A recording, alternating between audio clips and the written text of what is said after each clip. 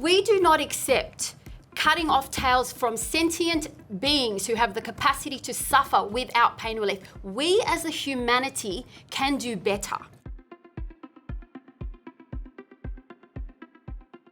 There are ways and means of creating and building greater independence into the system through the enabling legislation, and that's certainly what we would be recommending with respect to the establishment of a Victorian Office of Animal Welfare, that it is established under the new Animal Care and Protection Law that the Victorian Government is looking at introducing in the near future, where the independence of that body is established and protected through legislation. Finding animals in a way where they cannot socially interact, turn around, move freely, that has a profound impact on their welfare. And so the use of any kind of stalls, farrowing crates, gestation stalls, or stalls, all of these have, are severely restricting the movement of pigs and they are therefore having significant negative welfare impacts.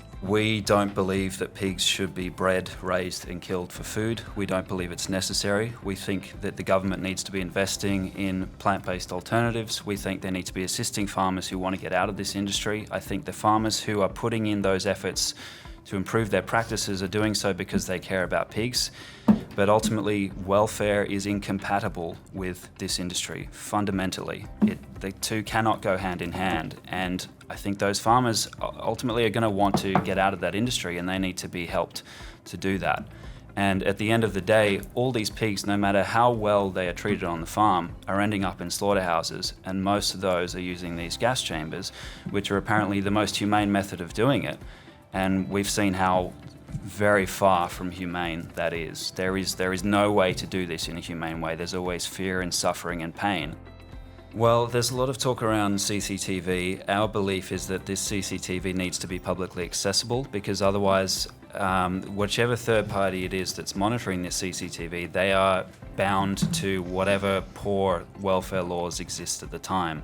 If there's cruelty happening, but it's legal, there's nothing they can do about it. The CCTV hasn't achieved anything. But if it's publicly accessible and any member of the public can log in and see what's happening, make up their own mind as to whether they support it, or groups like us can then review that footage, and if we see something happening, then we can report it to the authorities, then we've got no reason to trespass. If these industries are transparent on their own, we've got no reason to force that transparency on them. The products we've created so far are what we would call an unstructured product. So it's like a mincemeat product like you would have in a dumpling, for example. And I know people want to eat other pork products, so whether that's bacon or other types of products that are more structured. We will have the ability to do that in terms of the technology. It's just not there yet. So that will take a while to produce as well. And I think people are still going to want to eat pork products from traditionally farmed meats. I think that's just the reality. But there is the potential for us longer down the track to be able to replace that supply. If we think of like a premium minced pork product could be anywhere between $12 and $20 a kilo at the moment, depending where you're purchasing it from. Our costs at the moment in the phase that we're at, which is R&D, small scale, is probably about double that at the moment. So today it is too expensive. Once we scale up into that small-scale manufacturing facility where we're able to leverage, economies of scale, do some more work on optimization of the process and that sort of thing, we believe we'll be able to get the price down to $3.50 a kilo. So that's far, far cheaper than current prices.